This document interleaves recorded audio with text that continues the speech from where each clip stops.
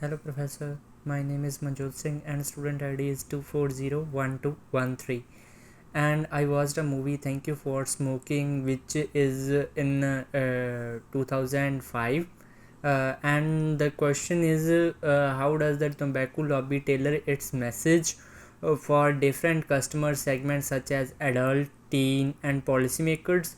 How are lifestyle and attitudes used to craft persuasive argument for each group?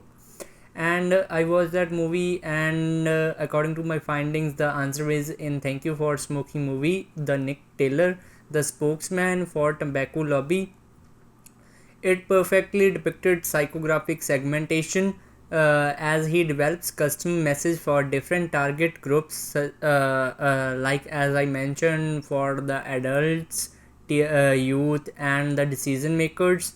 Let us start with adults, especially smoker in the long term. Nick puts message in term of freedom, choice and personal responsibility.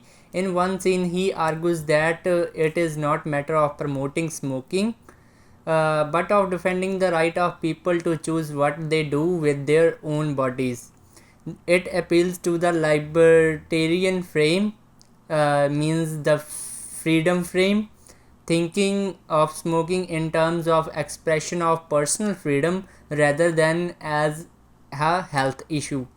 For adolescents, while the movie is not actively marketing to them with Nick, it smartly illustrates how smoking is at heart of mainstream culture, presenting cigarette in movies, especially with the celebrities or in action scenes, signals a move to associate with smoking with coolness, rebellions and independence. It is showing like that in the movies. This is the attractive to teenagers lifestyle and self-image concerns, as they wish to be seen as like them. What they do, if they do smoking, they want to be like them.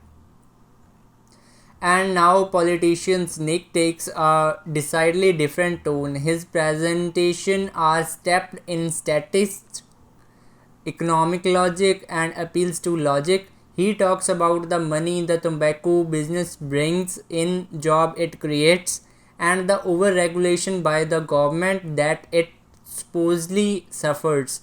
This is the segmentation by attitude, creating messages based on appealing to politicians' logic and priorities, not their emotions. What's impressive is just how flexible the messaging of tobacco lobby is. Each demographic gets a customized story based on their values, attitudes, and goals. It's pure psychographic segmentation, and it works beautifully in influencing the public, even over a product as a continuous means harmful as cigarettes.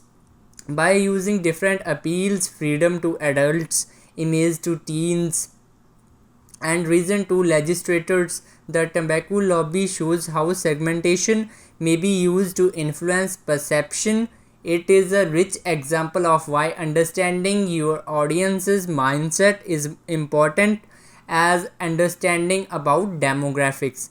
That's my answer for the question.